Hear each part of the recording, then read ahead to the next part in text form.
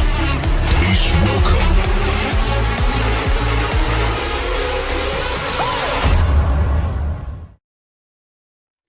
And once again, everybody knows every Tuesday at 8, another exciting edition of the MCW Cast. I'm Legacy, MCW announcer Larry Legend. I'm MCW promoter Dan McDevitt.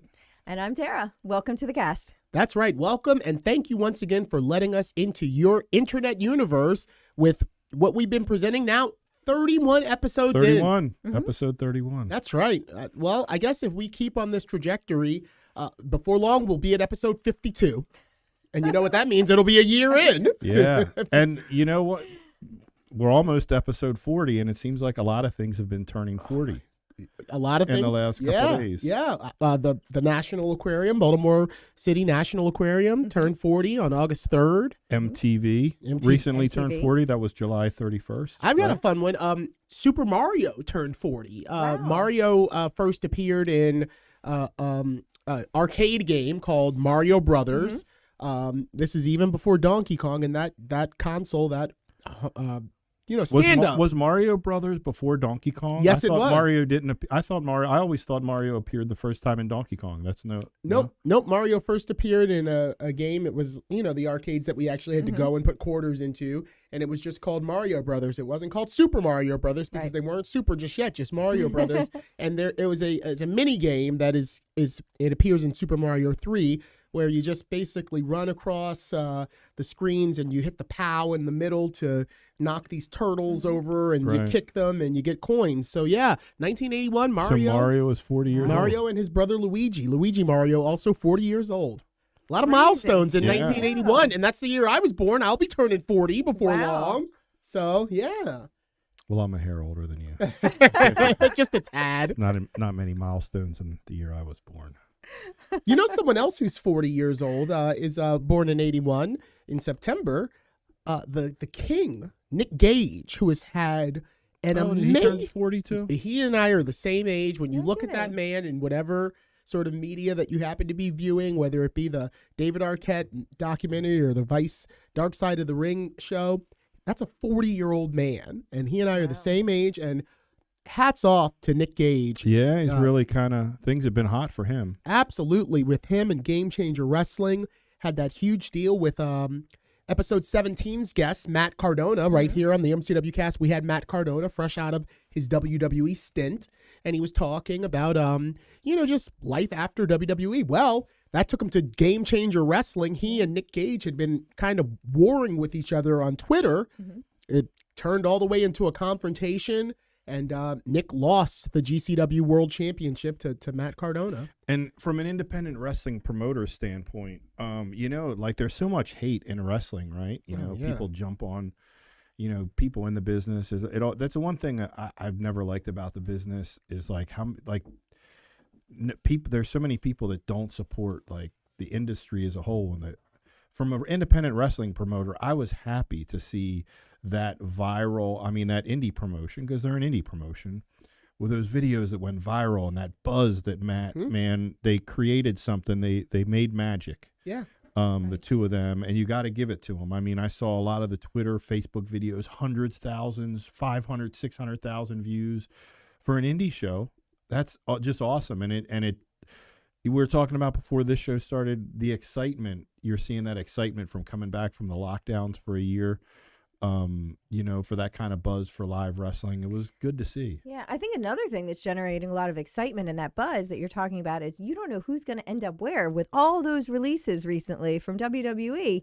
Big names coming out, going to be free agents in 30, 60, 90 days, depending on their contract. So I think that's driving some interest there too. We got to give props to a guy like Tony Khan, who, ultimately is that, number 2 promotion in the world, he's got the national television deal and all that, but he's letting Impact and other promotions get a rub and letting his guys, he's kind of allowing other promotions to get a rub, and kind of you kind of got to respect that, because the WWE hasn't done a whole lot of that. I think he needs to. He needs to extend those olive branches early on, and You It's know? It's very. You can argue that. I mean, a lot of people say they got the hottest wrestling promotion on television right now. The hardest wrestling. The television industry show. overall is better with competition. Right. You know, it when Vince bought up all the competition I 20 agree years with you, ago, it changed things in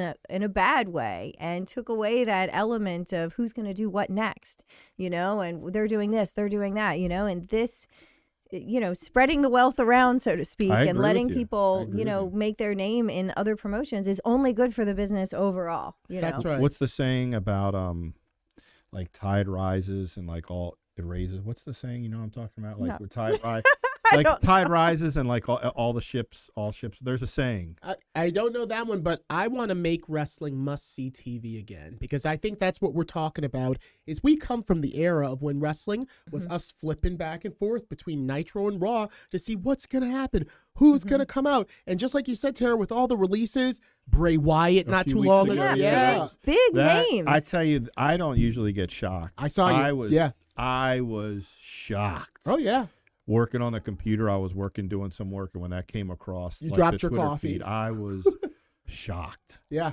Because I just felt like that. I can, you know, you see wrestling fans and all, we're going crazy, but it does feel like maybe WWE didn't see the value in him that as valuable as he was. If you just kind of look at, there was like 4 probably different major incarnations of him that, and like everyone he got over, and then they'd kind of bury it. When the Fiend lost to Goldberg, I was like, I can't even believe that. You know, I just felt like he kind of, every time he got momentum, he got cut off. Well, And you I know what just- it is, Dan, you and know. I actually been thinking about this a lot, and Tara, you can chime in as well, but I almost feel like that if you look at the WWE as like a season of Saturday Night Live, and you got your Chris Farley and your Phil Hartmans and your Kevin Nealons that go from season to season, but eventually they're gone. And as much as you love that character, Matt Foley was mine, you know, that Chris Farley did, he goes on and does all the movies, Beverly Hills Ninja and Tommy Boy and all that. And, you know, they kind of almost grow out of the business. It seems like we're in an era where these characters, no matter how much of an emotional attachment we see the fans having on them, the machine keeps going and it keeps churning them out. And even, I guess the thing about Bray is he's a third generation superstar. And I remember back when we were, you know, in the 90s, it was like, oh, he's a third generation superstar. They were in the business for life. They were in WWE for life. But I guess that's just the way of change. Right. Because his head was on the chopping block, and Ric Flair, I believe, right after him. I remember they released Yeah, Ric Ric Flair had released a statement saying, I guess he asked for that. Yeah. You know, he can. He can do whatever he wants. He can do whatever he does wants. Car He just- Shield commercials now, I Right. see, you know? Well, you know, and I think this just shows again what a exciting time it is in the wrestling business is that you have established guys and girls even asking for their releases to go try other things, you know? So this is just better all around, you know, just liven things up, freshen things up, you know? Always the criticism with WWE is they don't properly use people. And certainly that was coming out with, you know, Bray Wyatt. Several people were tweeting about that, you know, that he wasn't being used properly or his, you know, gimmick was being given to someone else or whatever. But now, you know, there's a chance that people can reinvent themselves. So I think it is exciting to see and just wonder And what he's they're going going to to do. somewhere. Oh, for Oh, sure. gosh, yeah. Absolutely. He's too talented not Absolutely. to. Yeah. Even if it's just doing indies, maybe he'll pop up in an MCW. Well, that's show. what I'm saying. Matt Yeah. Cardona maybe paved the way for a lot of these guys post their time in WWE, doing, you know, appearances on the MCW cast Sure. and rolling right into GCW, winning the championship. I really think I really do believe the next couple years you're going to see an independent explosion Right. because a lot of the bigger companies are already, you know, they're going to be doing their TVs, but they're not going to be doing a lot of house shows. Yeah.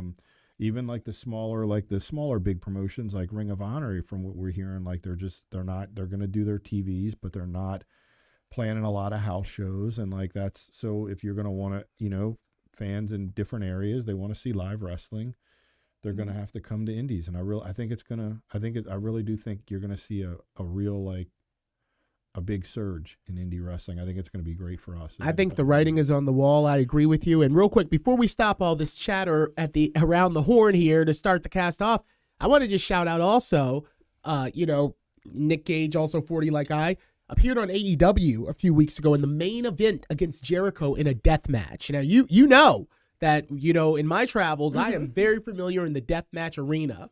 And to see Nick and Jericho kind of actually step up to the plate and do kind of that style of wrestling. Props to Chris Jericho for a guy that does not have to do that stuff, but he always you gotta. I think you have to put him in the GOAT conversation. Oh, absolutely. Just because of absolutely. that, because of what he does. But it's something from that match a few weeks ago. It's funny how wrestling and things happen organically and create moments that go viral that are just funny. What about right as after the pizza cutter on Jericho and it goes to a Domino's commercial? I thought it was intentionally done. Huh? I when I was watching, because of course I was hanging. I don't watch a lot of things. I was stay informed for the cast, but I'm not glued anymore to the screen. I was glued to Nick Gage's appearance on AEW to see how he did, see how Jericho did. And when they went to the commercial that was a picture-in-picture, and Nikki pulled the pizza cutter out, I'm like, oh, this is brilliant. Mm-hmm. They're shaking hands with Domino's, like, here's our product that our people are gonna think of you when they watch deathmatch wrestling. They were furious. And that's the thing that's crazy, right? Domino's was furious, but can I tell you that, like, all that free press. The press was they got all that amazing. free press. Honestly, I had not thought about Domino's pizza in years. Yeah. And I got kids like, well, pizza, but we have a couple local pizza shops. Sure. You know, they're always better. I don't than think Toronto's, eaten Domino's in like 15, 20 years. Right. I wouldn't. If you would have asked me, I would have had to wonder, were they still in business? Right. Like, so when hearing how mad they were, I was like, that's crazy. They got so much extra press out of that because the videos went viral because people were like, oh my God, that was great. Like, I was like, how could they be mad? They probably got 10 times what they paid for. And I guess they were thinking, or in their eyes, like, pizza is supposed to be a family fun gathering, and the pizza cutter is to bring people together, not to tear a person apart. So I guess I see where that came from. But yeah, just a lot of excitement in the world of pro wrestling. Hey, we didn't even thank our coffee club subscribers. Thank you to all of them for supporting us each week. We really appreciate it. Thank you to all of our listeners and watchers who are watching us on YouTube, Facebook, and Twitch. And for those listening on your podcast platforms, Apple Podcasts, Google Play, SoundCloud, Spotify, Stitcher, Pocket Cast, Breaker, Radio Public, and CastBox. And if you're listening, you would have checked out our last week's guest with Kelly Bell. What an exciting conversation that was. Fat Blues Kelly Bell, former MCW commissioner at one point. Right. I heard my former tag team partner, by right. the way. Yeah. And we probably, like a guy, we have this experience with, like people that we've known for decades. But that was another instance where we probably could have talked till 4 a.m. Yeah. I'm sure. I realized we weren't even like scraping the, surface. Exactly. Like when we were done. Exactly. But yeah, it was good to see Kelly. Yeah, I missed out on the conversation with you, Kelly, but yeah, thank you for joining us. And like you said, we're going to have a lot of these, the Bob Stars, the Kelly Bells, the Mark Schraders for a part 2. Well, we have another. And we had announced it. We announced it, and Kelly's talked about it on social media at this point, but he's making a return. He's going to be in the Bruiser Battle Royal. That's right. Right on. It's one of my picks. 17th, I was definitely. And it's for the MCW title. Mm-hmm. So Kelly Bell could come back and become an MCW champion. Come back and become MCW champion. A What decade out of stranger the things ring. have happened. It's a fairy tale. So that brings us to this week's guest, who is another person who has long-standing ties to MCW that goes way back. So that's right. Larry, you want to give us an introduction? Absolutely. From the very last graduating class of the original Bone Breakers Pro Wrestling Training Academy, our very special in-studio guest this week, I like to call him Jimmy Dream, but you may have heard of James Ellsworth. We hope you're enjoying this week's episode of the MCW Cast. At MCW Pro Wrestling, much like many small businesses throughout the country, the pandemic has presented many challenges. For a company like ours that hosts events with live audiences, the impact has been even more severe, and all of our forms of revenue have been cut off. In order to continue to engage with our fans on a regular basis, we made the decision to begin to produce the MCW Cast and are providing it for absolutely no cost on Facebook Live, Twitch, YouTube, and SoundCloud. If you'd like to support us during these challenging times, you can do so in several ways. The most popular way is to buy us a coffee to help fuel the cast. Just go to buymeacoffee.com/MCWcast And for just $3, you can buy the cast a coffee, or you can choose to become a member of the cast for just $5 a month and receive several special perks. That's buymeacoffee.com/MCWcast. You can also contribute directly on Cash App, MCW Wrestling, or on Venmo, MCW-Wrestling. You can also show your support for the MCW cast while sporting some great gear by going to teespring.com/stores/MCWcast to pick up a full line of official MCW cast merchandise, from coffee mugs and face coverings to t-shirts and sweatshirts.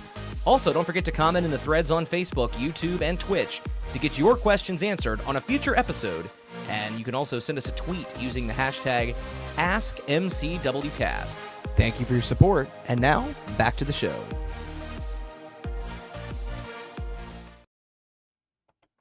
And we are back here live in the studio with our guest, internationally known, but origins right here in MCW Pro, the James Ellsworth.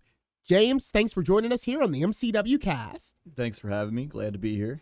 It's going to start snowing in the MCW cast. Right?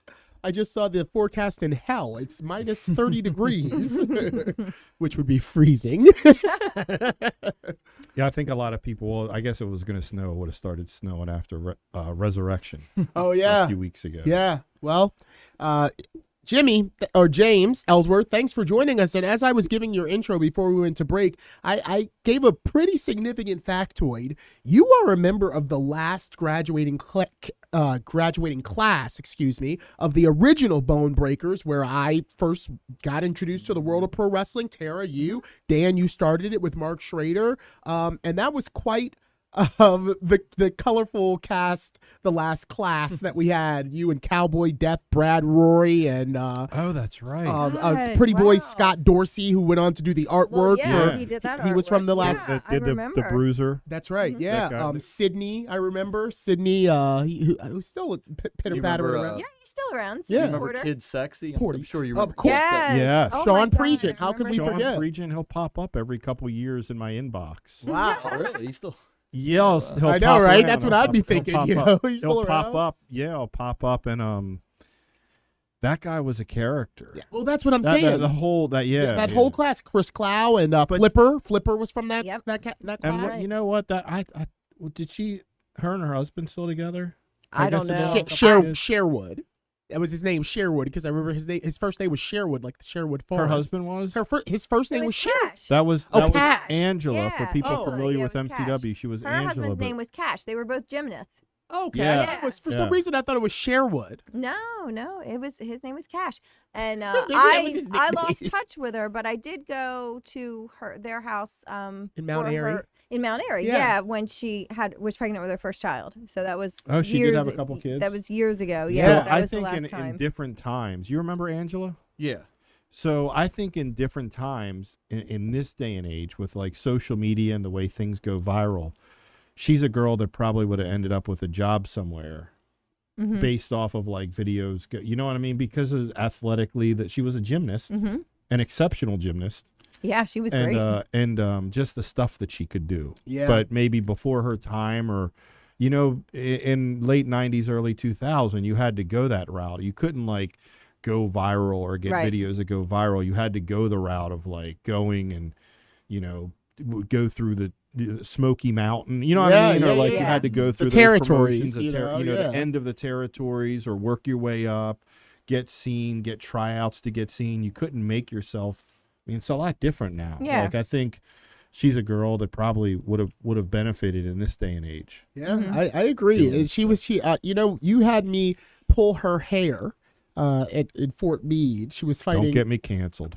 Well, she was fighting Kylie Pierce, Yeah. and I don't know why. Right. I don't know what the motivation was, but I jumped up on the apron, I pulled her hair, and cost her the match against Kylie Pierce. Was that Kylie's first match?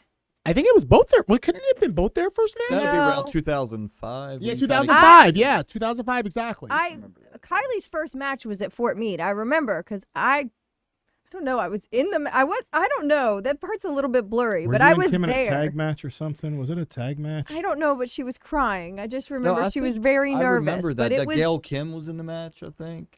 maybe. I don't We're know. gonna have to go to I kind of remember these things. blurs together Right. so Bel many Air. of Yeah. these shows. So that was the return of MCW when we came back. That was like 2006. No. Right? No. It was the Fort Meade Championship Wrestling because remember at Yeah. Fort Meade Wrestling FMW. Kayfabe, brother. Kayfabe. Yeah, we weren't really back, but we were Right. still using the Yeah. same guy, Right. and yeah, it was one of those shows. You brought in Billy Gunn against Lawler. That I was did. The main- promoter. Oh yeah, the Fort Meade- promoter. the promoter. The military Facebook those. Yeah. You know? They had Promoter. their own email address. It was a completely different promotion. Come on. The promoter of that company, Yeah, I guess, brought all them in, Christian, and yeah.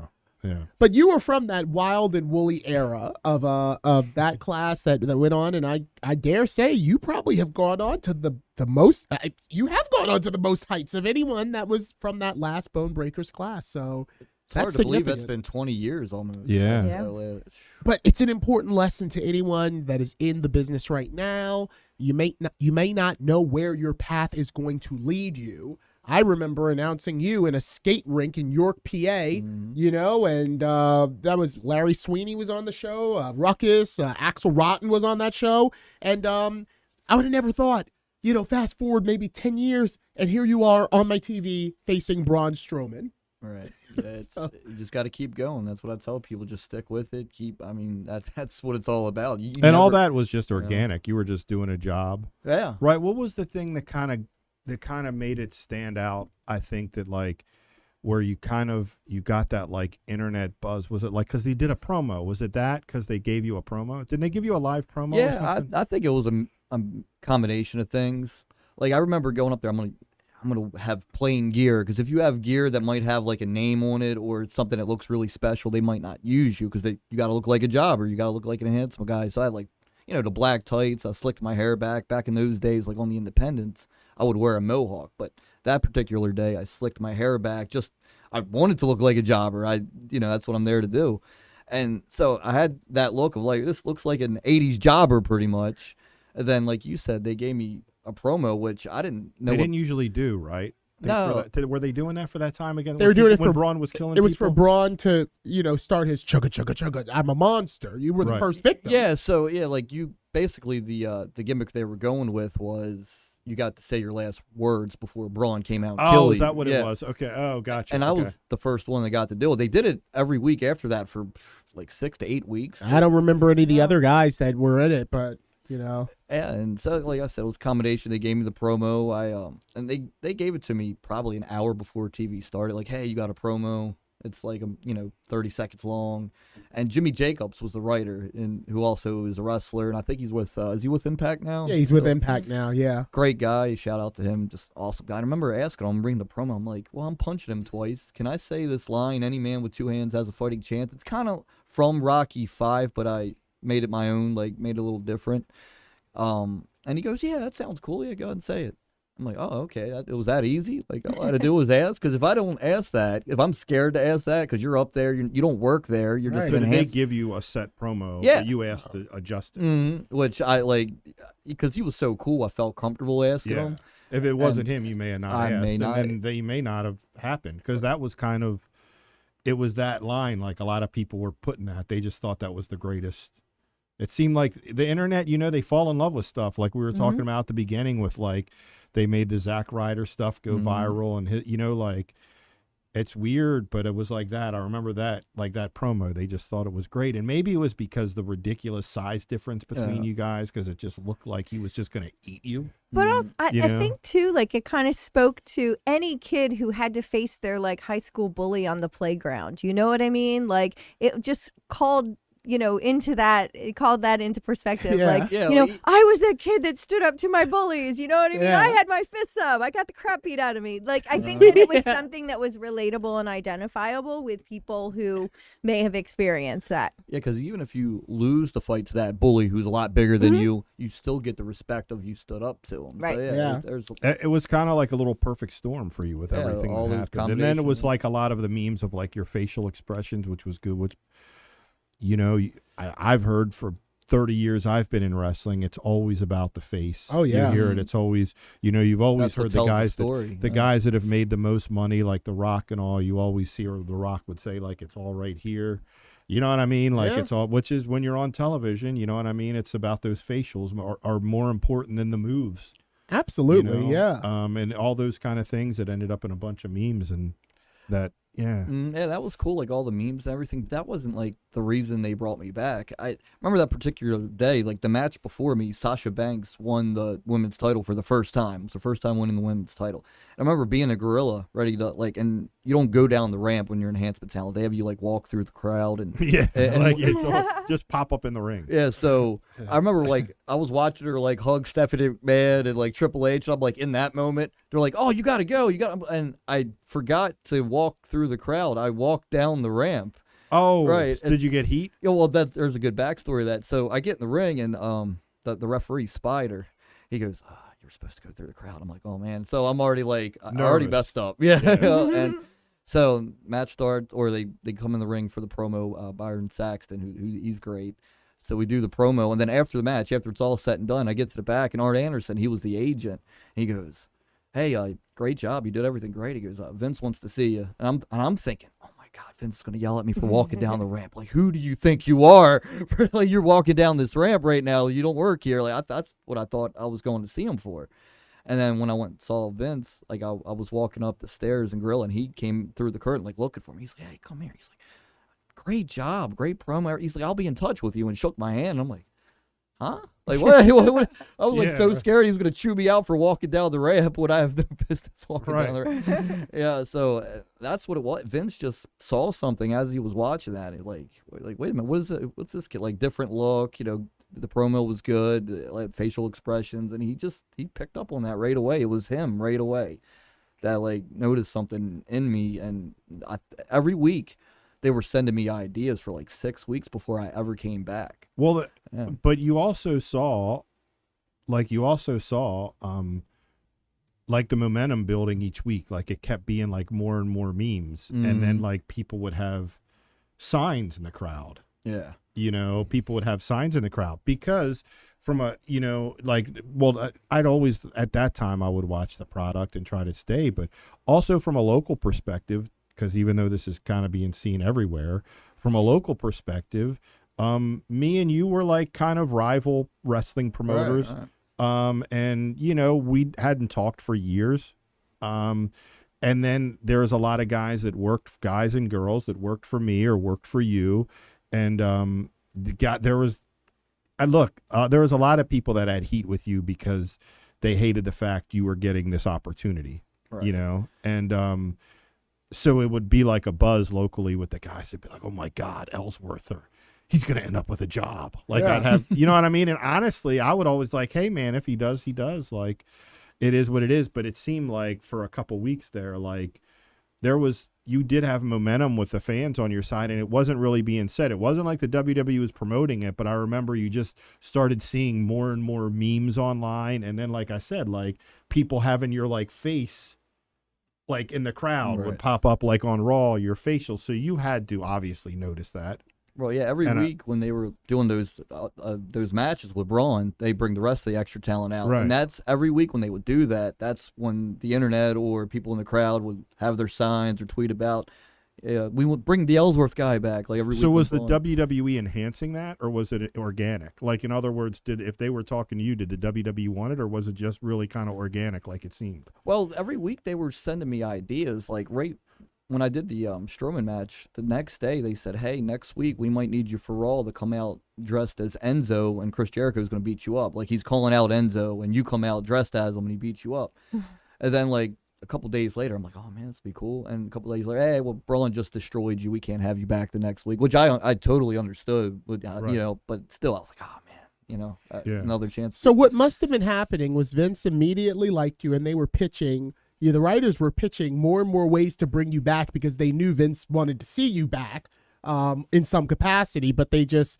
that's like kind of like throw it against the wall, see what sticks, but it just kept, rolling on down until finally you did get that opportunity to come back permanently. Right, I remember the big one that they didn't do, and like I was like, oh man, they were doing this thing with Heath Slater where he didn't get drafted. That's when they did the draft, the Raw and Smack, and no one drafted him, so he didn't have a job. That was his angle, and they called me. They're like, hey, we might need you for SummerSlam, and if Heath Slater beats you, he gets a job on SmackDown, but you win the match, so you get the job. And I was like, oh, man, that's so cool. Like, and they didn't do it because Heath was getting over his baby face, too.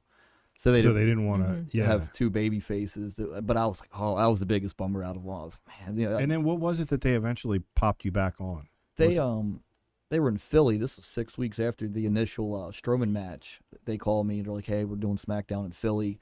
They were doing this thing where AJ Styles was looking for a tag partner, and he was a heel. He was the champion at the time, and no one wanted to team with him. And Daniel Bryan said, well, if you don't find a partner, we're going to give you one of our choosing. So he's walking around the locker room. Nobody wants to be his partner. So Daniel Bryan's like, well, time's up. We found a partner for you. And he brought me in the screen, and it was supposed to be, it was advertised. It was Cena and Moxley, Ambrose at the time, against AJ and me. And then, like, as I made my entrance, The Miz beat me up on the ramp, and ultimately The Miz was AJ's partner. But that was how they brought me back, and that's how they tied me to AJ right away. Yeah, and then you kind of had that memorable couple things with him. Yeah. Yeah, well, something, Jimmy, and this is not a slight to you at all. As someone that grew up watching WWF superstars, grew up watching the likes of Dwayne Gill and Rich Myers and, all of those enhancement talents that, they kept using.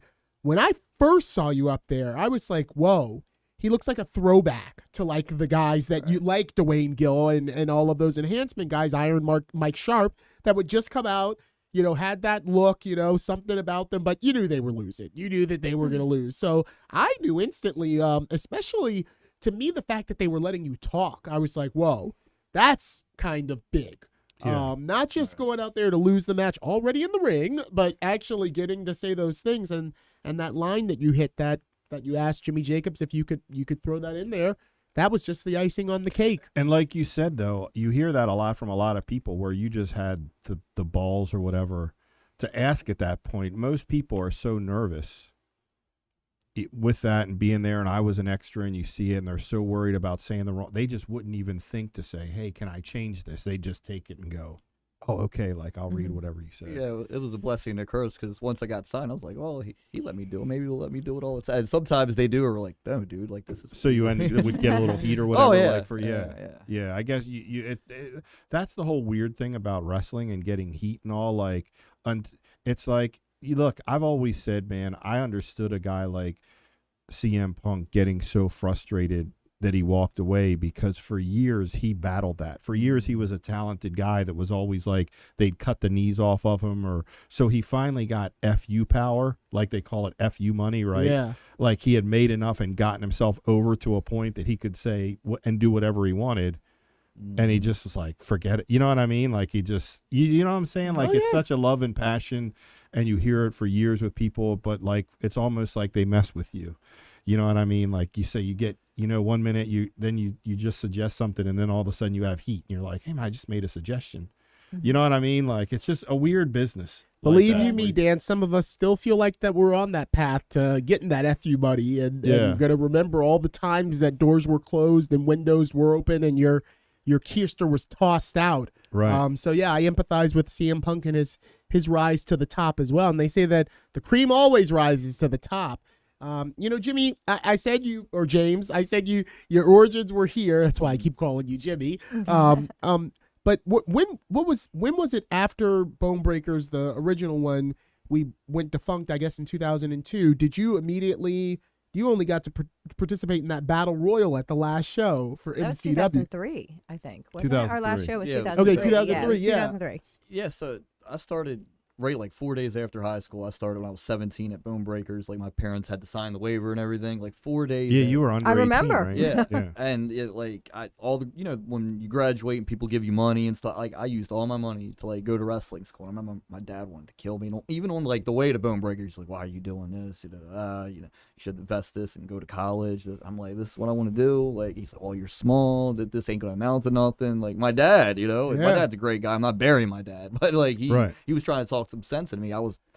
When I was 17, I was probably 125 pounds. Like, I'm like 170 now, and I'm still small. But back then, if you guys remember, I was really tiny. I do. You had to train with the girls sometimes. And I remember him just trying to talk me out of it. So, but I remember when I started Bone Breakers, it was, I think, 4 days after high school. It was on a Tuesday. And so we trained 5 days a week, back Tuesday, Wednesday, Thursday. Wednesday was the Bruiser Day. He was always at Bone Breakers on Wednesdays, Saturday and Sunday, and I would come, if you guys remember, every training because I just wanted to be a part of it so bad. Like, can you believe that we used to do work that. people like that? I know. Yeah, that's Oh the my biggest God. mistake. Like I back then, but you talk about like it was you hear these terms like culture now, like the culture was so different then. Was it? Yeah. But like I miss it.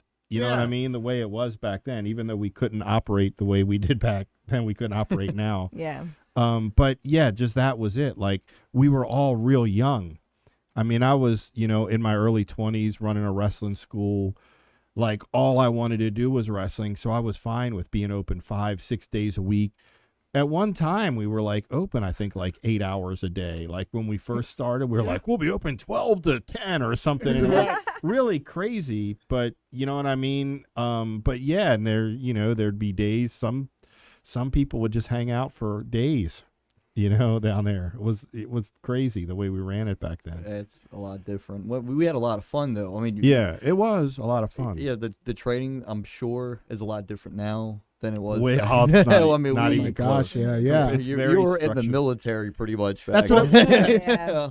That's what I was gonna say. It was like boot camp. And Yeah. I actually I'm glad I got trained that way.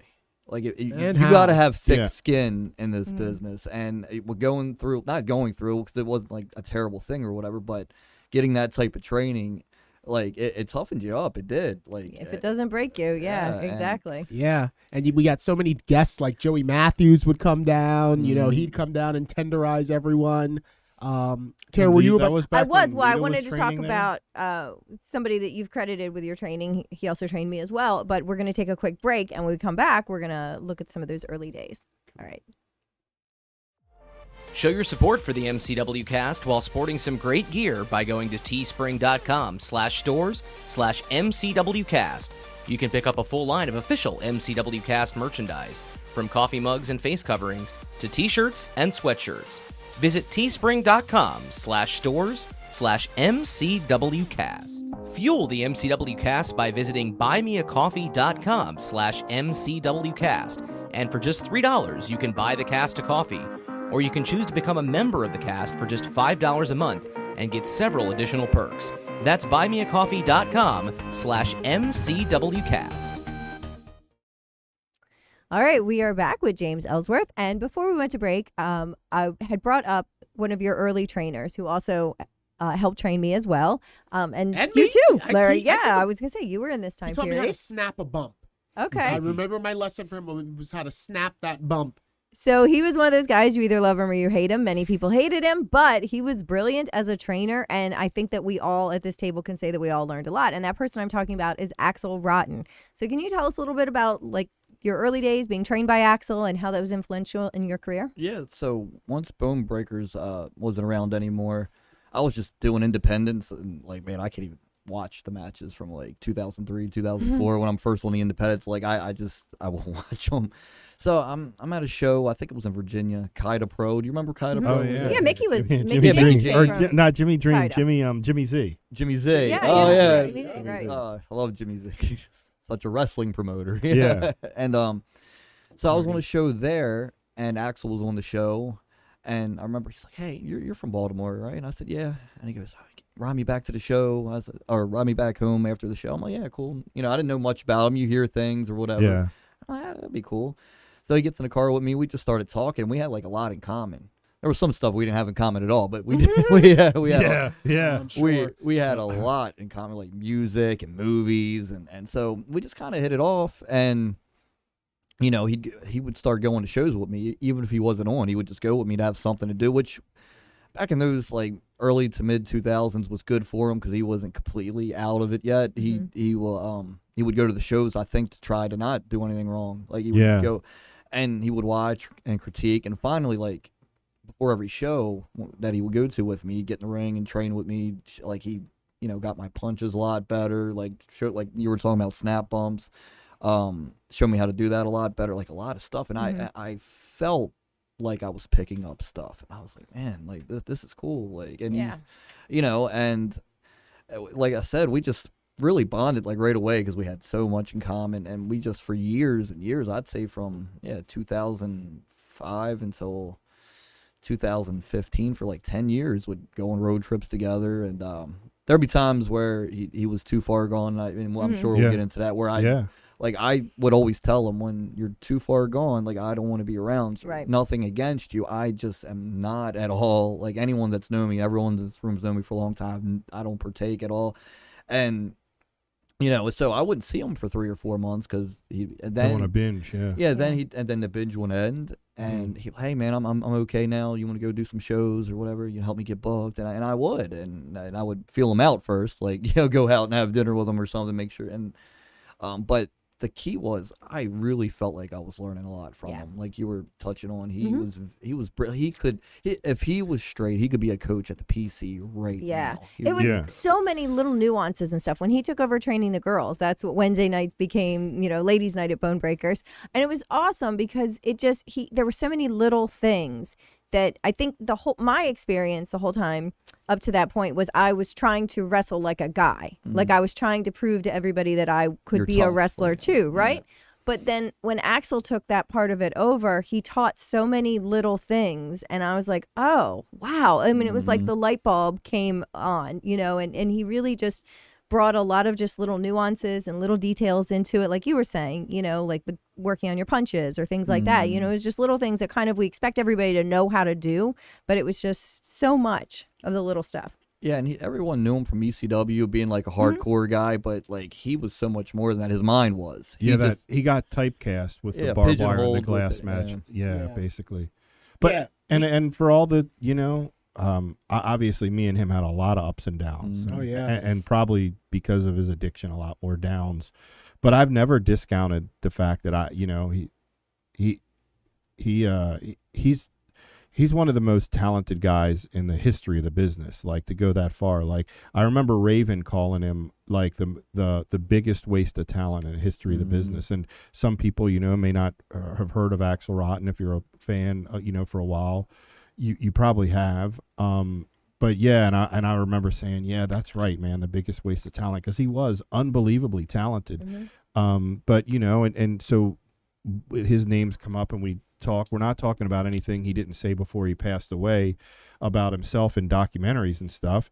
He became a freaking terrible drug addict, and really, really bad, you know. And unfortunately, like what I look back on is, you know, I was kind of the genesis of MCW. You guys are all, like, in a lot of ways proteges of me. But like Axel, if it wasn't for Axel, I probably wouldn't have learned. I may not have started MCW, because in the early 1990s, when he came back from Memphis and USWA, and at that time, God love him, Dwayne Gill, but Dwayne Gill was like a real carny guy at that time, and he had opened up a school. He took my money, and I love Dwayne. I just talked to him today. I know you're close with him, but he took my money, and he was on the road doing jobs with WWE. And he never showed up at the school. Ramblin' Rich would showed up and open the school, and I would sit there, me and Shane Shamrock and like 3 or 4 other young guys, and there'd be 2 rings there, and nobody was training. You know what I mean? And Dwayne wasn't there, and it was always like, where's Dwayne at? Oh, he's out on the road.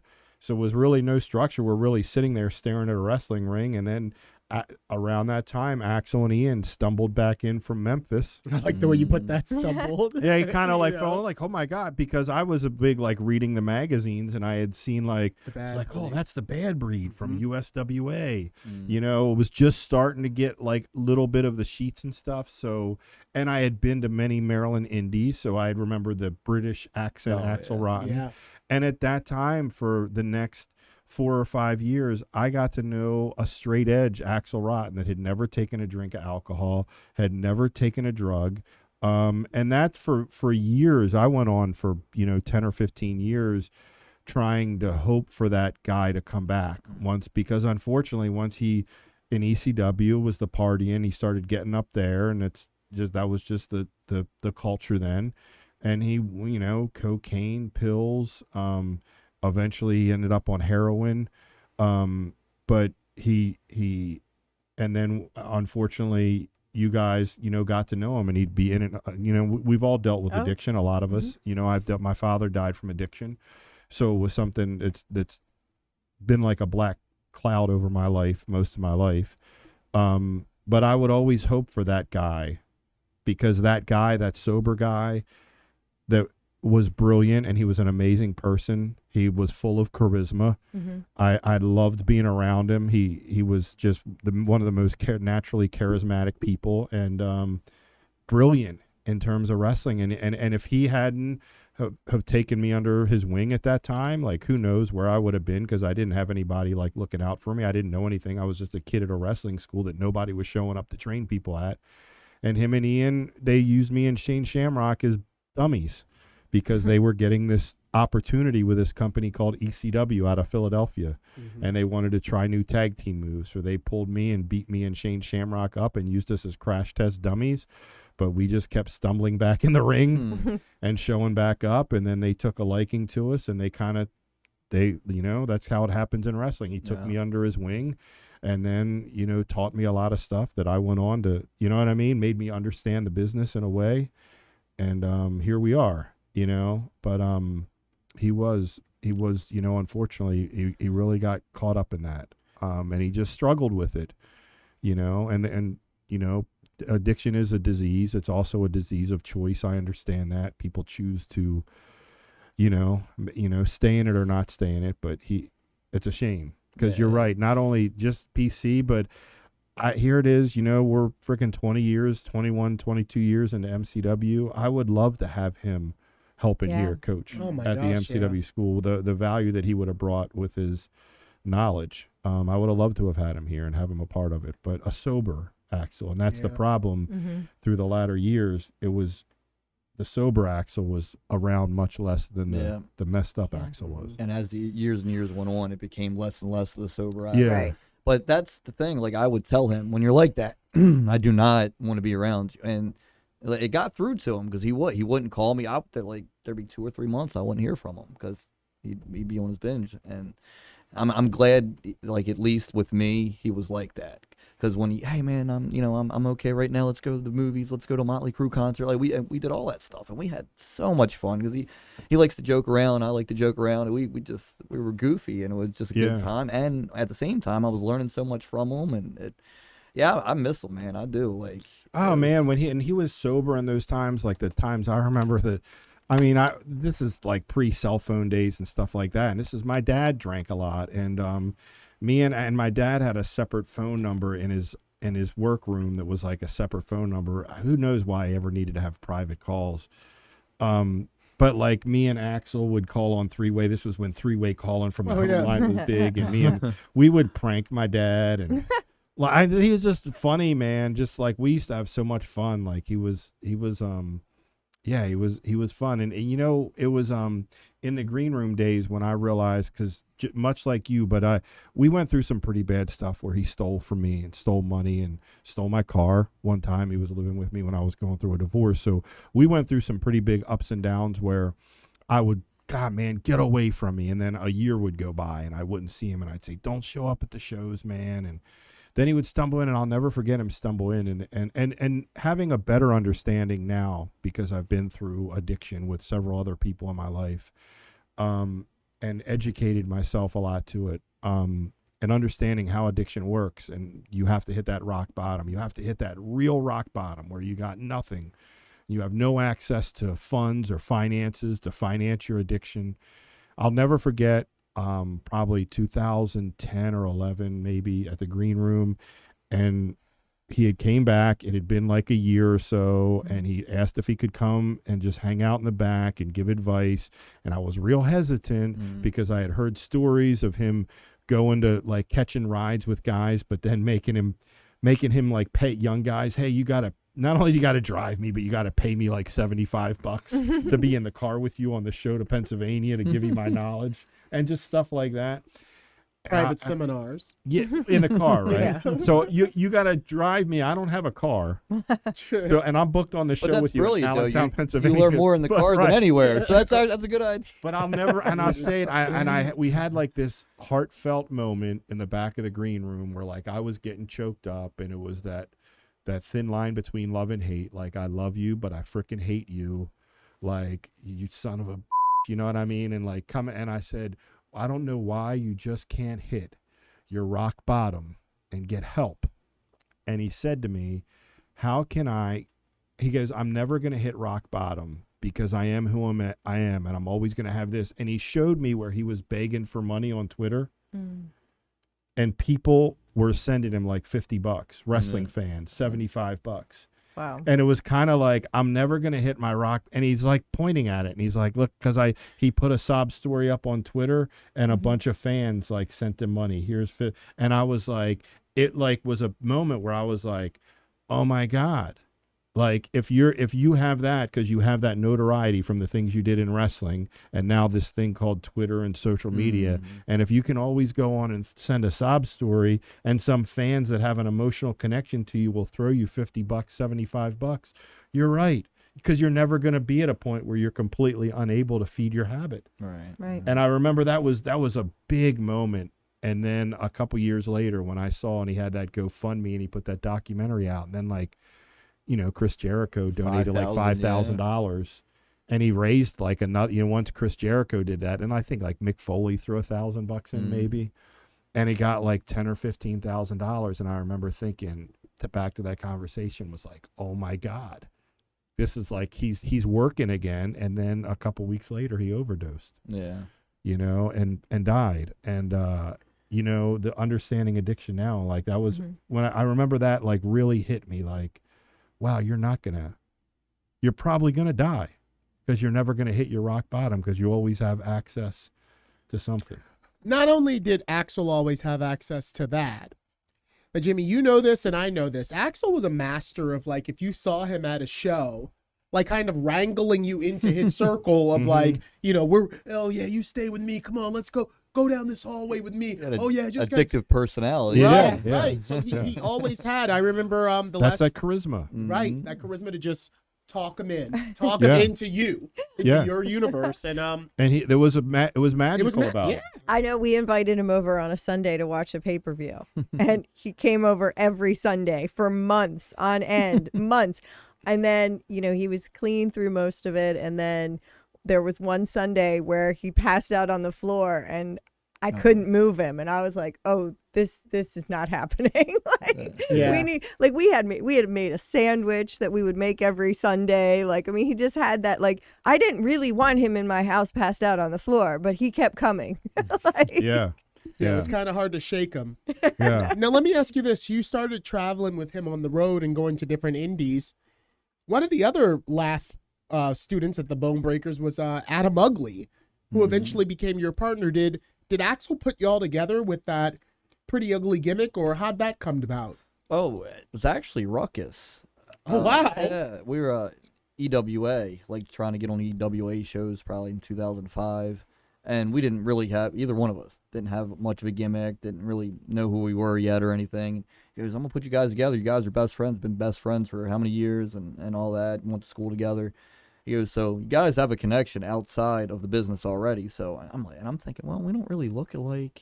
Like, you know, we look very different. And I'm like, well, we don't look like a tag team. That's what I was thinking in my head. But I'm like, okay, this is Ruckus. He's on top of the indies at the time. You know, big name on the indies. Probably the top indie guy. At that time, in 2005, yeah. And I'm like, what are we gonna do with this? So like, Adam and I in the car or at home or whatever would start coming up with ideas like, well, who are we gonna be? Like, what's our tag team name gonna be? What are we gonna do? And his name was Adam Ugly, and I was like, well, what if I be Pretty Jimmy and you be Adam Ugly, and our tag team name can be Pretty Ugly? And at first we didn't like it, and then this guy Tristan Spade ran a show in Delaware. I remember us kind of telling him about the idea. He's like, "That's it, Pretty Ugly, Pretty Jimmy, Adam Ugly, Pretty." He's like, "That's what you guys are doing." And still, we didn't know like how to do it. Like, I had long brown hair, kind of looked like a bad Kid Rock, like long. That's a great way to describe yourself back then. And I wearing like maybe like Hardy Boys looking outfits to the ring, just not knowing who I am yet. And so I remember I went to a convention and Axel was there, and I saw when the Beautiful People were like white hot on TNA, like they were like a big deal in there at the convention. And I took a picture with them. It's on my Facebook somewhere, that picture. And I remember going, what if I try to act like one of the Beautiful People? Maybe I'll dye my hair blonde and try to act like them. That's Pretty Jimmy. He thinks he's like this pretty person, and he's really not.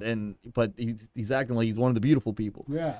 I remember thinking, so I dyed my hair blonde like that week, and Adam, I forget how, man, and I'm going to ask him, like, he started with the toilet seat around his head, because he just wanted to be like the scum of the earth, like, and he started calling himself the New Age Nasty Boy, and he just wanted to be like a look like a pitiful person, so he put a toilet seat around his head, and people started noticing it. We were, getting booked a lot once we put it all together. Did you guys both wear fishnet stockings, or one of you wore fishnets? That was just right? me, yeah, to go with the pretty thing, like I'm wearing fishnets and the eyeliner, eyeliner and hairspray, like And so I remember Axel at one point wore some fishnets as well, and that's why I thought. He came up with that. Okay, wow. And another thing, Axel, just talk about his genius.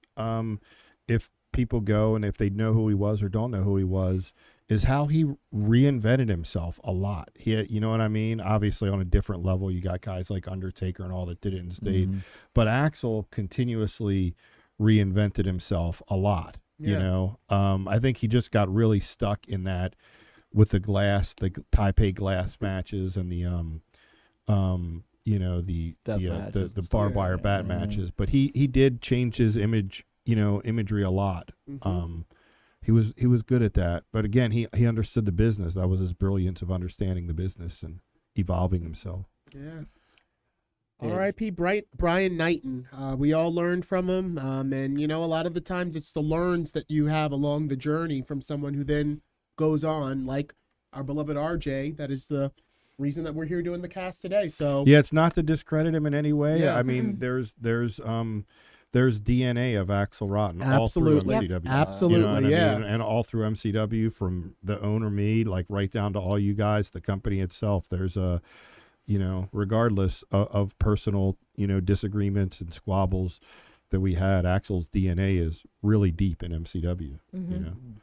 Without a doubt. Well, we're gonna continue this conversation. I think we do need to take one more break. I want to start talking to you about, the Pretty Ugly started to get rolling, and then some of your travels around the Indies after that when we return from this little break. Show your support for the MCW Cast while sporting some great gear by going to teespring.com/stores/MCWcast. You can pick up a full line of official MCW Cast merchandise, from coffee mugs and face coverings to t-shirts and sweatshirts. Visit teespring.com/stores/MCWcast. Fuel the MCW Cast by visiting buymeacoffee.com/MCWcast. And for just $3, you can buy the cast a coffee, or you can choose to become a member of the cast for just $5 a month and get several additional perks. That's buymeacoffee.com/MCWcast. All right, MCW faithful, we are back here, episode 31 of the MCW Cast. Before we went to break, James, I was mentioning that, you got the Pretty Ugly thing up and running, and then you started traveling, doing this on the road, and it was gaining a little steam. At one point, is it true that you found yourself in front of the CZW contingent of deathmatch wrestling? And also, I don't know where I was. I have quite a legacy in CZW. I don't ever remember seeing you cross paths in the combat zone. Tell us about that. Yeah, it was only a couple of times. I did a tag match with Drew Gulak, who's now with WWE, at the Tournament of Death. I think it was 2006. So that was 1 year before I started, actually. So you predate me in CZW. That's amazing. Yeah, so I did that, and I think I did 1 or 2 more matches. It was a quick thing, and I remember thinking, well, like it was a cool promotion, especially back then, kind of innovative, different. I was like, this deathmatch stuff isn't for me. I don't want to get thrown in one of these death matches. I'm like a Memphis style. Even back then, I thought that way. This ain't my cup of tea. But yeah, I went up there again with Ruckus, and he would get me booked every now and then, and I just, it was a couple times, nothing big, not a big run or anything. Yeah. Well, like I said, I don't remember, but I do know that CZW has over the past, I'd say, year or two, started doing your matches as a Flashback Friday. Like they'll be like, hey, James Ellsworth, CZW, TOD. And I'm like, what? I didn't even, Did you do Tournament of Death? Did you do that? No, it was the Tournament of Death, but I wasn't in the tournament. It was like a non-tournament match. Yeah. Ryan McBride had a similar experience, right? Well, he was supposed to. Right, they both were supposed to yeah, do and non-tournament. Greg Excellent, right. And then someone, couldn't make Yeah. it, and then they got turned into a TOD match. And you know what? I'll tell you this much. You got while the getting is good, because there are not too many people who spend a considerable amount of time in CZW that do not at some point or other find themselves in the barbed wire, the glass, the thumbtacks. It's almost like a rite of passage that the CZW faithful is not going to accept you 100% until they see you bleed. Yeah, and I was hearing those whispers, and I respect anybody that does that. Like, man, it takes a lot of guts to do that, and I was like, it's not for me. I'll find something else to do. Yeah. Well, I guess that's why you only lasted a cup of coffee, and good on you for that, because we've seen the way that story can end when certain people get a little bit of taste of that rush, and then they're hooked. They become deathmatch wrestlers from just one experience of being put through the barbed wire or the glass. So I'm glad you stayed on the career trajectory that you did, which ultimately found you in WWE and an internationally, globally recognized star. Yeah. Right. So after the time in CZW, you were still working some other indies and stuff, correct? At what point did you decide to form your own promotion, and that was ACW? That was 2009. It was actually a guy named Chris that started it, and you bought it from him. Yeah, a couple years later. Yeah, and he just kind of Chris Evans. Yeah, shout out to Chris. Yeah, he always used to try to get me to be his announcer. He would come to our shows, and he'd always say, "Larry, I got a show for you. It's coming up. I need you to be the announcer." And I'd be like, okay, man, just let me know. I'm in New York. Yeah, and he really kind of started it to, I guess, compete with us or whatever, because we wouldn't use him on shows. So he would always come to the show and kind of like. Well, listen, he's a nice guy. He's a rapper. Yeah, but he wasn't good in the ring. I mean, I'm sorry. He wasn't. And he didn't really have. Look, this is just wrestling promoter. He was a nice guy, but he's not a guy I would have ever put on any MCW shows. It's not easy. It's not for everybody. Yeah, and there's not. A lot of guys that try. But I'll always give props to anybody that attempted to do or did promoting of wrestling, because being a wrestling promoter is thankless. It's it's really hard. And you couldn't make money disappear faster by dousing it in gasoline and lighting it on fire. So like, you can lose tons of money, and the stress is unreal. So I always give props. I'll say that, but anybody that tried it and then did it a couple times, or more than once, even if you only did it once, I do give them that respect for doing it. But yeah, that's kind of, how I guess all that. And then through those years, we weren't really talking anyway. And I don't know, bad-blooded, or not even, I wouldn't even say bad blood. It wasn't like there was hate. We just didn't care for one another. Right. I mean, well, you did some shows with MCW before this, right? Yeah. My youngest son was watching Rage TV, and he's like, "Mom, you're in the ring with James Ellsworth," and I'm like, "I don't even remember this," but it was RBC. We were with the Rehoboth Beach crew, and there were like 12 people in this faction by this point, but you were one of them, so that had to have been before 2009. But you were pretty difficult. You just kind of had, and me and you have had this discussion back then. Like, you kind of had a crappy attitude and like a chip on your shoulder, and like even at that time, just because and maybe that was before you were a promoter. So like, after especially 20 years, but even after a couple years doing this stuff, and that era was after we had done MCW for a couple years, close it down and come back. you get really desensitized and cold as a wrestling promoter where like I don't want to deal with drama. I don't want to deal with crap. It's like so much going on. You're being pulled in so many different directions. You're full of adrenaline because the shows do give you an adrenaline rush, much like being in the ring used to, and you just don't want to deal with crap. So like for whatever reason, I guess at that time period, probably you like just rubbed me wrong. Right. You know what I mean? Because of your attitude, and it maybe created like a little animosity, or not even animosity, because we were oil and water. Right, we would run into each other like maybe outside the Baltimore arena if WWE were having a show. We were never like nasty to each other, but like I said earlier, I got into business at a very young age. I was 17. So I grew up in my adult years in the wrestling business. It's not a very mature way to grow up. Like I would tell people, don't get in when you're 17, 18, 19, maybe 22, 23, well, but maybe even during that time, maybe it's different now because the culture's changed a lot. But you were still that time back in the 2000s was still the tail end of the rock and roll.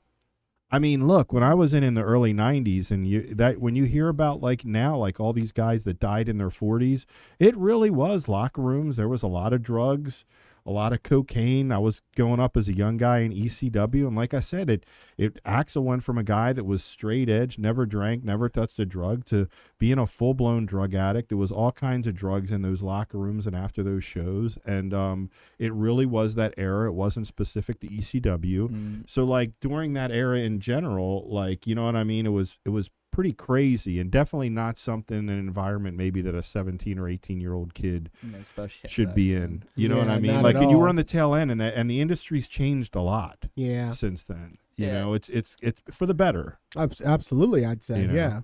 And I remember the last MCW show I did back then, because I was like the RBC. I loved that. I was like the outcast of the group. Yeah. And that was fun. Like I was having fun with was a that. good group. And I think Dean Tyler Hilton, I think he was moving to Florida, so it kind of like debunked, and you guys didn't have anything for me, and I kind of like probably came up to you like, hey, what's next for me? And you're like, oh, and that's probably what rubbed me the wrong way. Like, oh, he has nothing for me. I've been here. Were you hanging out with Axel at that time? Yeah, too? and so that could have been it too, because me and Axel were very hot and cold, and I remember like he was your boy, and that could have played in it too, because I'm sure Axel painted the picture, as most addicts do. Yeah. Like I was the bad guy, you know what I mean? I'm sure, but that comes with addiction. Not when people are going through, and anybody that's listening to this that's dealt with addicts that are close to them, they never, until they reach a point where they're ready to face their demons and ready to accept responsibility and be accountable, everything that happens to them is everyone else's fault. And so I'm sure there was probably that, because you had gotten close to Axel, and he probably painted the picture, because we'd be hot and cold. I'd have him doing commentary, this and that. Then all of a sudden, I'd catch him in the back stealing a laptop out of someone's bag, and going, "What are you doing, Axel?" And he's going, "Oh, I'm getting my laptop." Dude, that's not your bag. You know what I mean? You're taking that laptop. I know that, bag belongs to Stevie Richards or whatever. And like, oh, yeah, this isn't my bag. Like, like that kind of stuff. Like, Axel, go. I don't want to laugh oh, about that's it, right. but, But you know what I'm saying? I know Like, what you mean, he stole my car in the middle of the night, went to a McDonald's, wrecked outside of McDonald's, no pun intended, broke the axle on the car, drives a car back in the driveway that's hardly drivable, and gives me egg You remember this? We had a show that night. I was there. We had an a show egg that night. McMuffin, and to top it all off, I don't know why I reached in the bag and pulled the egg McMuffin out when he's sitting there completely trashed, lit up on. You know what I mean? I'm looking at the car in my driveway where it's just, and I don't know why, like I didn't just throw the bag, but for whatever reason I reached in, and it was a half-eaten egg McMuffin. So like that was the icing on the cake. Like, not only did you steal my car and wreck it, you know what I mean, and try to bring it back, and he's trying to blame it on the people at McDonald's, because what happened was I think he passed out at the wheel and jumped the curb. You know what I mean, and rode my car over the curb. Boom, boom. Right. You know, but he's blaming it on that, and then saying like, I need to get the steering fixed. You know, trying to blame it on that, and then I'm like, dude, but that just stuck out. I'm like, you ate half of this Egg McMuffin. You know what? He had a Like- good heart. A drug addict with a good heart. Yeah. He wanted to feed you, you know. Yeah, like- like I don't. That was. I think that was the highlight. Not just the Egg McMuffin, but the half-eaten Egg McMuffin. But yeah, that probably played into it, like, you know, because I was Axel's buddy, and you would have conversations with me, like, watch out, he'll steal from He's gonna you, burn he's you, gonna lie, yeah. he's gonna lie. It was a combination of things.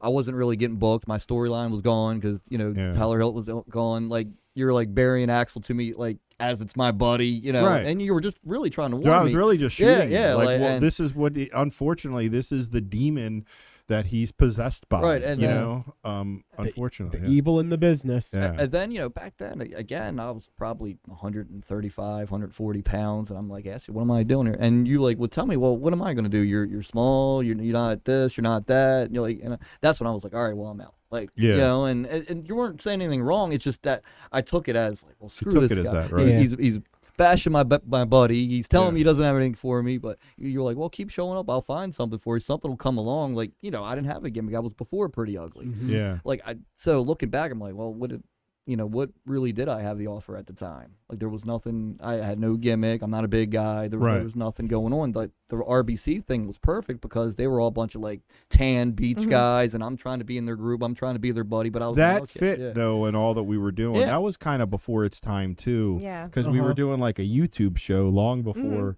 like people were doing that stuff. Yeah. Like RBC as itself was probably 10 years too early. Yeah. Yep. It was so much fun. I loved Yeah. it. Yeah, the, Yeah. the music. I Yeah. remember the music. I listen and to the all music that. all the God. time I and hear think of it you in the guys coming car. out. I'm just Yeah. like, Yeah. Yeah. So, Yeah, it was- Yeah, so once he left, I was like, man, so there's no. So it's just it's always accommodation things. There's never like one thing that amounts to someone leaving a promotion.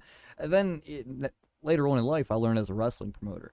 So 90% of the wrestlers in the area are not going to like you because you Right. can't book them. It's you know? it's a hard lesson to learn. And yeah. then 90% of the guys you are booking, they don't like you either because you're not using them the way they think you should be using them. Yeah, So- they're not. Yeah. So the only really 10% of the guys you are pushing and putting in spots with names or doing whatever, those are the guys that are going to like you. Like, yeah, he's taking care of it. But it's a thankless job. And the ring announcer. The ring Yeah. announcer typically gets along famously with the promoter because, you know, I got to tell them everything you need me to tell them and help move the drama along. So, Very Right. important yeah, job. we're part of that 10% with maybe some of the refs, Right. you know? all important jobs. Absolutely. So all this and everything that you go through, and I would be remiss not to bring up, you run into a bump in the road a couple years ago after WWE. Mm-hmm. Something we should probably talk about and discuss briefly, you know,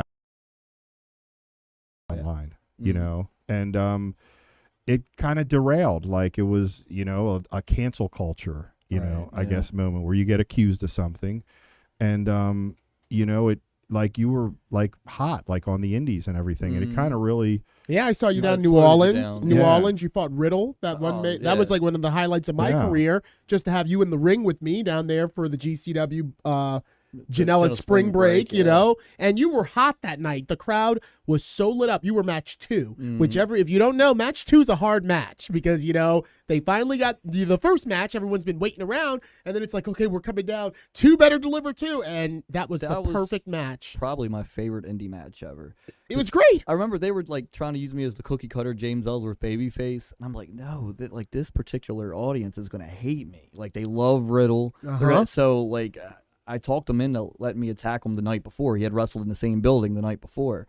So like I attacked him and we're like, who are you? I'm James Ellsworth. You ain't nobody. You know, Yeah. like that whole thing. And then the crowd's like, oh, we want to see Riddle kill him. And they were just on me. They were Ah, rabid so that fun. night. It was like one of those feelings where you can feel the building rumbling as he's coming out, not just because they hate you, but also they know Riddle's about to come out and kick your butt.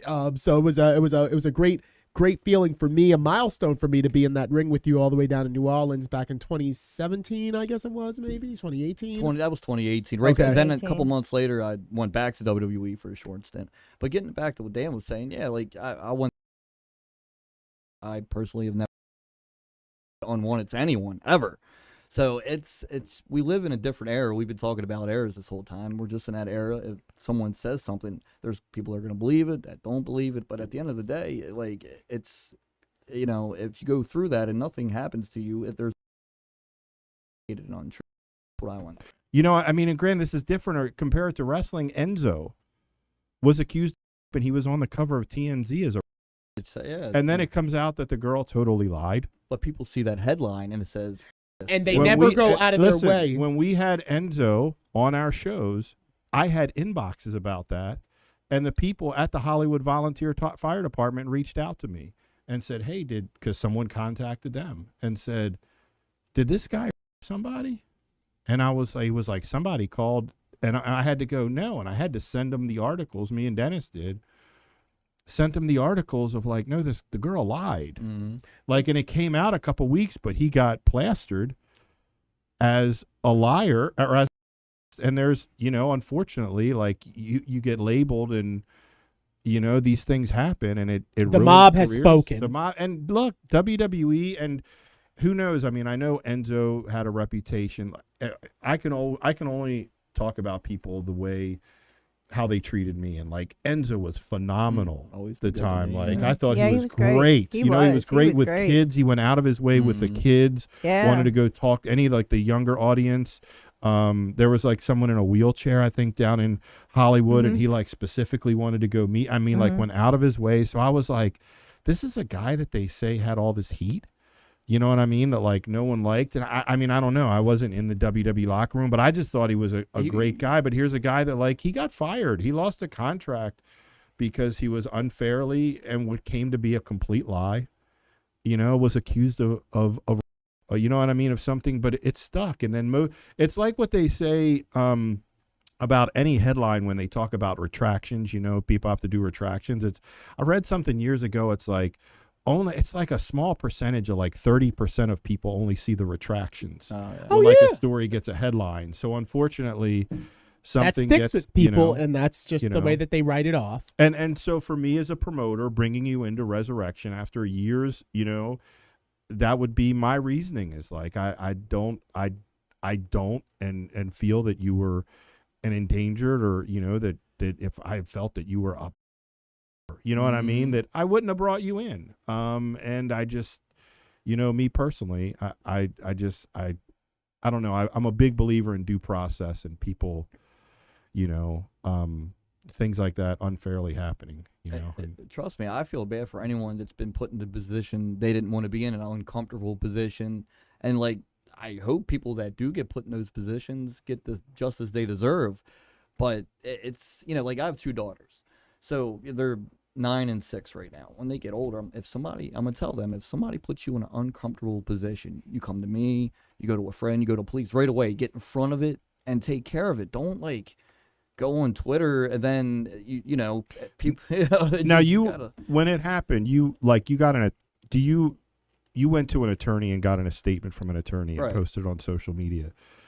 Do you feel that?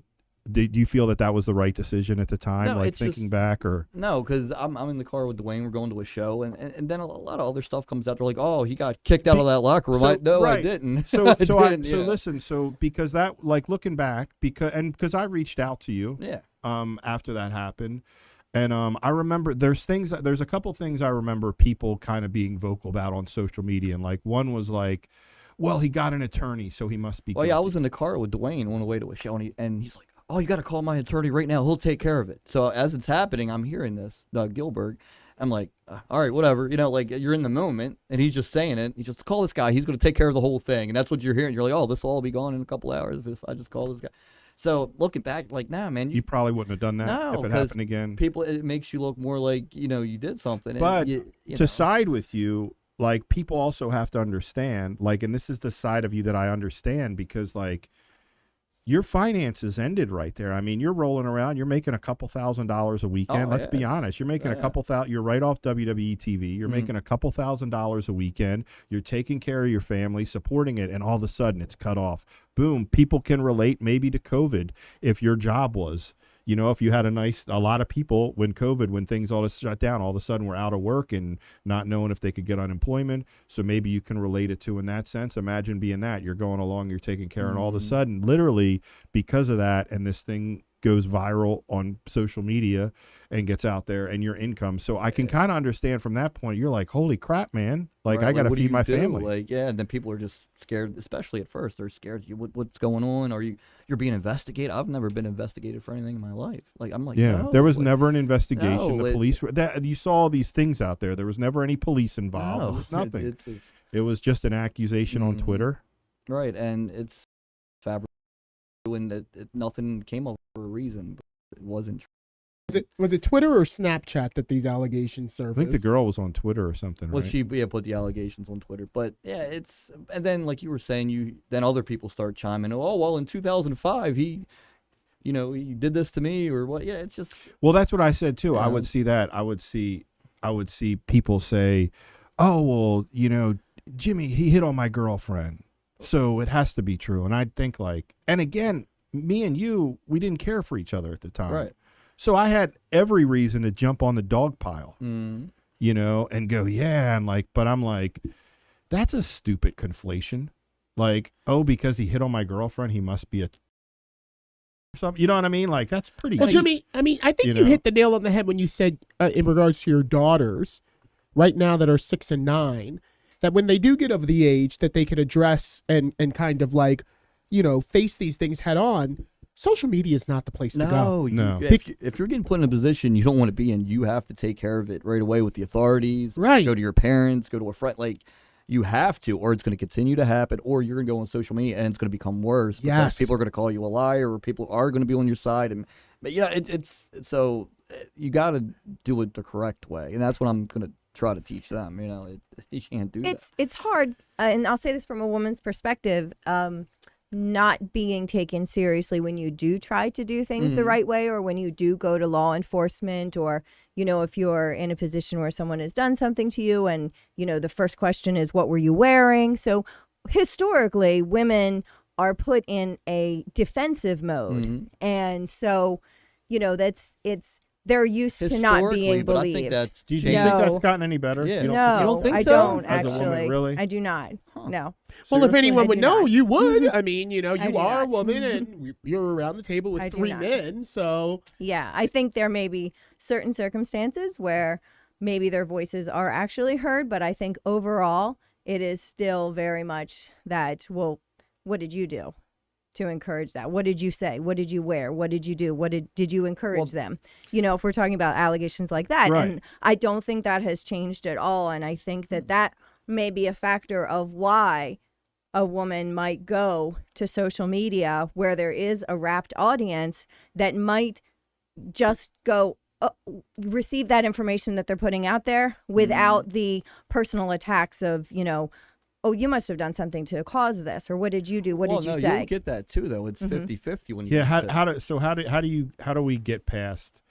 Because I'm sure, obviously, you're on the side of a case like Enzo, perfect example. That was, like, where is the you know what I mean? Where is the happy medium that stuff doesn't happen, and like the false accusations? Right. We stop need it. girls It like could that ruin- to stop and not Yeah. say stuff. Right, First of yeah, all, right. she didn't help the cause at No. all, Yeah. because then when it is a factual case, then they're not taken seriously, or they have to prove themselves. So, yeah. So boy, we are really That- rolling I in the know. deep this episode, episode 31. Really, But it's a getting- conversation I think that needed to happen. Like, I wanted to have it, and you should want to have. You know what I mean? We've had this. I have we've- nothing to hide. Yeah, I don't we've mind. had this discussion. I think it's a good discussion, and it's really topical. I mean, I can totally empathize with it, Jimmy, because or Dan, if you didn't know, Tara didn't know, James, you book me a lot of the times when you're doing a ACW show that has Teddy Long, The Godfather, just to give it that's I hate to say it, but star power in Maryland. You'll bring me in, and I remember after the allegations, I did a show and I put a picture out of you, me, Blackout, all in the back. It was that DC show or Hagerstown. I don't remember where it was. And my Twitter followers, not that I look all the time, but I started noticing like, and I'm like, what the heck happened? And I came to find out that people who I considered friends of mine were saying, oh, he would take a picture with him. That means that he supports, Right, Yeah. and But you guys have known me for 20 years. That's the difference. Those people don't know me. Like, you've been around me for 20 years. So get a sense of who I am way more than they would, or that's. But and people, weird stuff. I tell you. So after this is one that I like shake my head at. After you appeared on the show, there was a couple tweets that were like people in the wrestling business. And one of the tweets was like, I can't believe MCW or Dan McDevitt, whatever, like, I can't believe you booked him and hit it and didn't tell anyone in your locker room, and I was like, I've promoted 350 shows in 25 years in wrestling. I've never cleared who I'm booking on a show with my locker room. Ever. Not once. And I don't know a single promoter that did. So like the statement sounds so ridiculous that why would I do that? Like I book people, I book different people on matches. I don't ask people that I'm booking permission or say, hey, and I've never had anyone getting booked with me, working out money and say, okay, now can you disclose to me who else is on the show?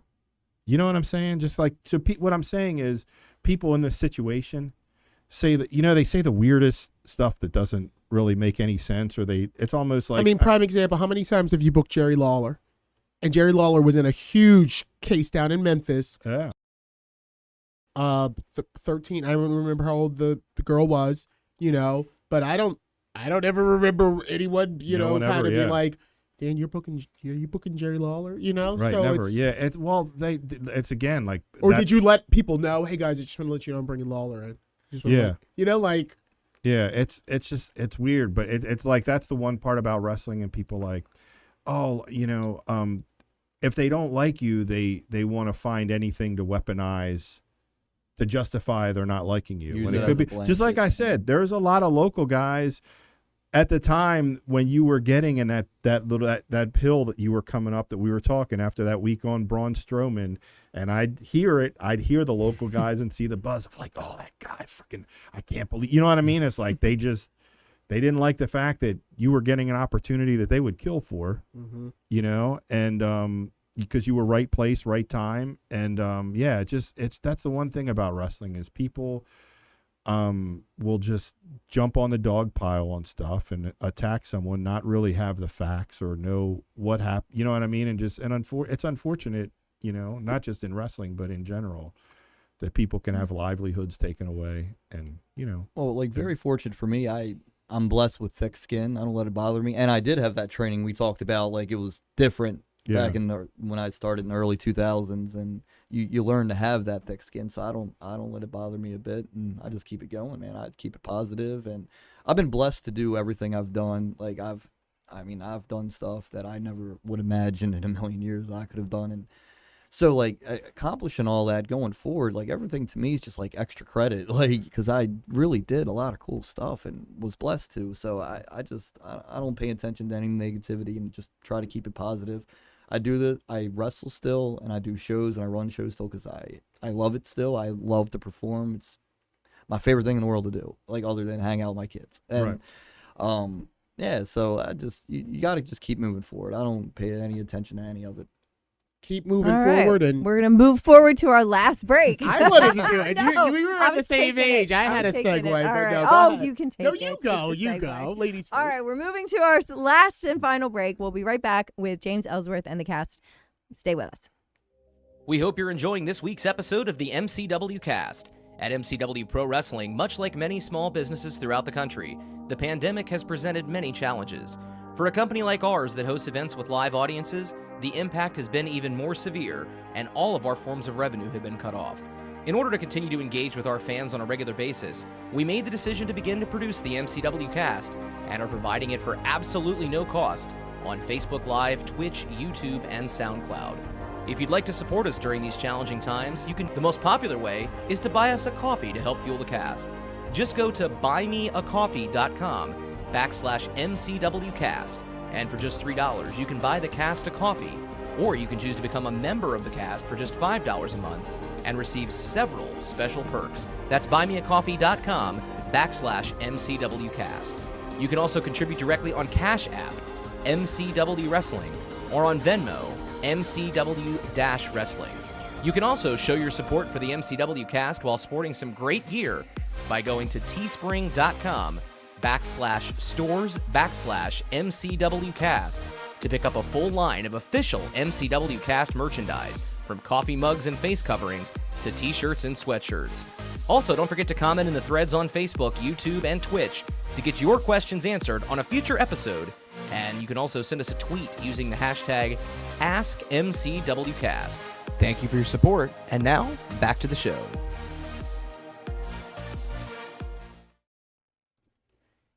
And we are back here live in the studio with our guest, James Ellsworth. Pretty interesting conversation, I'd have to say, for this edition of the cast.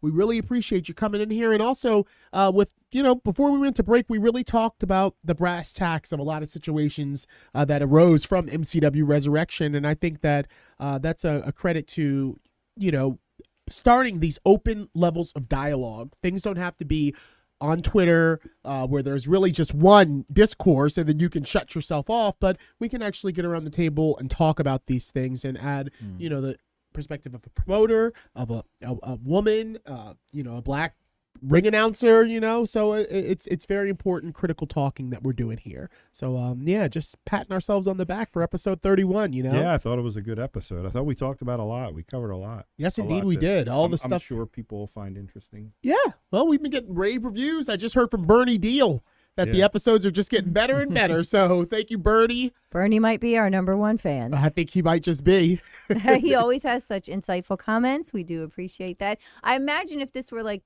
back in the days of a call-in radio show, Bernie would be our regular call-in. I'm sure. 100%. Yeah. Bernie would definitely be honestly, having started in wrestling in radio, that was my favorite part, was the regulars, So, and then meeting them years later was actually really interesting. Like, I would get, I was in high school and I used to listen to you on the radio, and I was one of the extremists. I was one of the alliance. See, that's what's always been neat about like the people that attend independent wrestling.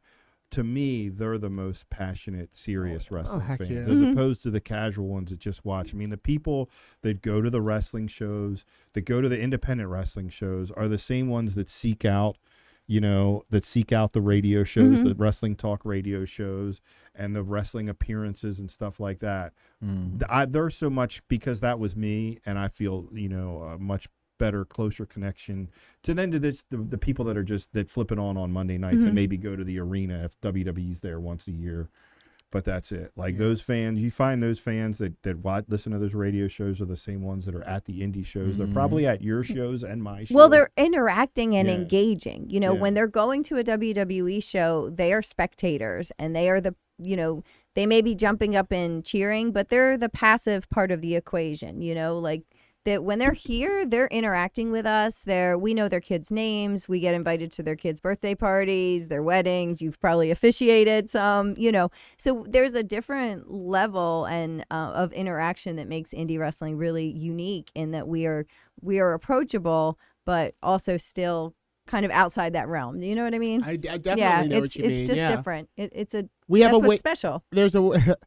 We are way more approachable and touchable, if that makes any literally sense. Touchable. We can really be up in your face, and if it's someone on the level of a James Ellsworth for Raw, the closest we can get to you is as the cars are leaving out of the arena when you're standing and screaming like, yes, that was the closest you can get to like a, Justin Roberts or one of those announcers. Nope. You get to see me walking around, milling about with the doctor and Brett O, after the show. So that's something that is second to none, and that I really relish, and is why I've been around this game for about 19 years, going on 20 now. And it does amaze me that not as many people have discovered that, because when I get friends for high school that have kids, and some of them even grandkids now. Wow. That they'll come to my shows, and they've been like the casual fans, and I always get the same response. I just had 10 probably that came, and they had kids that are wrestling fans, and they come and they're like, "Oh my God, this is so much better than WWE because it's so close." Like we talked to wrestlers, we took pictures with them,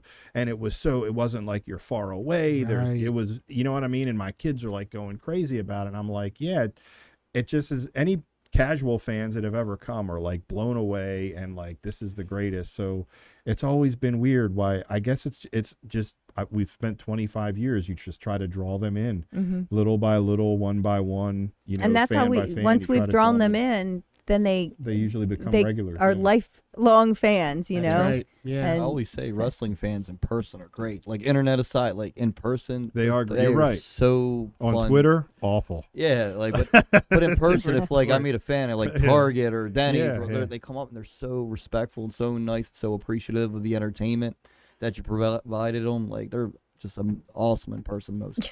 Yeah. until they try to hug you in person. Yeah. I'm not a stranger hugger, so Oh, well. yeah, I'm I'm not a fan of that. Sorry, but I enjoy it. I don't. Well, I think there may be. Although, when we had our show on the 24th, So, it was and great so- to see everybody, and it was, there just was a so- lot of hugging, and that was okay. But if I'm out and about in a store, please don't hug me. Everybody listening to this show on September 17th, you have a free invitation to hug Larry. He just gave it to you. Yeah. So I want everybody just needs to hug Larry. Come on up. So- Or should I say, come on down? $5. There you go, yeah. All right. In all seriousness, though, on September 17th, that is our next show, and there will be a lot of hugging that night in the building, Oh, and yeah. it will be therapy, and it will be around friends and family and loved ones. And the reason for that is, of course, that it is the Bruiser Strong Memorial Show. So we'll be seeing some blasts from the past, I'm sure, in the Battle Royal, and to crown the new champion. And this will be a great Yeah, if you want updates, celebration. we're giving them the MCWProWrestling.com, Mhm. or most people just go to social media, Facebook, Twitter, MCW Pro Wrestling, or YouTube. We can't forget about YouTube. We put a lot of content out, not just the MCW Cast, but Flashback Friday matches. Yep, and there are plenty of Flashback Friday matches. If you're a new fan and you're want to know like the history of the Bruiser and the history of MCW in general, then absolutely please check us out there. And the breakthrough shows are continuing monthly. breakthrough. We're gonna the fans really like the breakthrough content, so we're continuing to put out monthly shows that'll be 60 to 90 minutes to kind of keep you following along the storylines. Yeah. And Jimmy, James, you want to give your promotion a plug for social media if they want to check that out too? Well, since you asked, it's Adrenaline Championship Wrestling, AdrenalineWrestling.com. We're more like on the other side of Maryland now, like the Hagerstown area. Yeah. This area that like no one's at right now, so we're just doing that sort of thing. But you Okay. can go there. So Adrenaline Championship Wrestling on Yeah, Facebook. what's the and Twitter? Twitter is you run the Twitter. Yeah, You that's can right. plug I it. do. I have the admin of the ACW Twitter. I'll plug it in just a second. Didn't you want to talk about Hideout? Yeah, so if you'd like to get tickets to our next live event on September 17th or any of our upcoming live events, we do have a packed fall schedule that we'll be releasing. You can go to Hideaway Collectibles right on Holabird Avenue in lovely Dundalk, right down the street from Jimmy's Famous Seafood. Have lunch, grab your tickets to the next event. You can also go to hideawaycollectibles.com if you are looking for hard-to-find collectibles. Thursday nights, they do their Funko show every Thursday. I haven't yet done that. I've got a kid that collects Funkos. I'm afraid to tell him about it because I feel like I'm going to be in for some money here. But not only can you get collectibles, they are also having lots of in-store meet and greets. Just recently, this past weekend, Victoria and Jake the Snake were there. So follow them. Give them a follow. They're on social media. Check out their website, hideawaycollectibles.com, and you can get tickets and lots of cool stuff. That's right. And Adrenaline Championship Wrestling's handle on Twitter is ACW_pro. Again, that's ACW_pro. A little known fact, I guess I'm the Cliff Clavin of the cast. ACW actually closed out Michael's 8th Avenue for, I guess now, So sad. as Yeah. you know. Oh, okay. That You were the really last was one promotion. thing during, I think all of us felt impacted by. Such a Really, great place. the day that Michael's 8th Avenue announced that they were closing up, it was kind of like a punch to the If it stomach. wouldn't have been in the middle of a pandemic, Dan, would you have said, let's have one last show there? Oh, hell Absolutely. yeah. Hell yeah. But that's That what I'm was- saying, That's Jimmy. the Like independent it's, venue Yeah. around here. but that's what I'm saying. You And it was much like I was at that when that happened. I was kind of like, this sucks because I would have loved to. Right. Oh Have God. one yeah, more absolutely. show. But the Yeah. reason that I hit that is because, we used to carry the MCW ring into Michael's 8th Avenue. All those years later, you become a promoter, and your big shows, I mentioned, you used to book me. A lot of the times it was for the Michael shows because it was in that grand People- banquet hall. Mhm. You knew you who wanted you to were, pack the yeah. place, and they know me. So it's just amazing that we came full circle. I started in the wrestling business doing shows for you at Michael's, and the last wrestling show to date that Michael's ever held was funny equals money. Dwayne Gill's Yeah, retirement. Gilbert and I closed it out in his That's last right. match. Yeah. All right. Well, with Very that good. said, I think we're going to close out this episode of the MCW 31 in the Cast. books, right? 31 is in the can. We want to thank you all for joining us once again this week. For Dan and Tara and our special guest, James Ellsworth, I'm Larry Legend. We'll see you next Tuesday at 8 for the MCW Cast.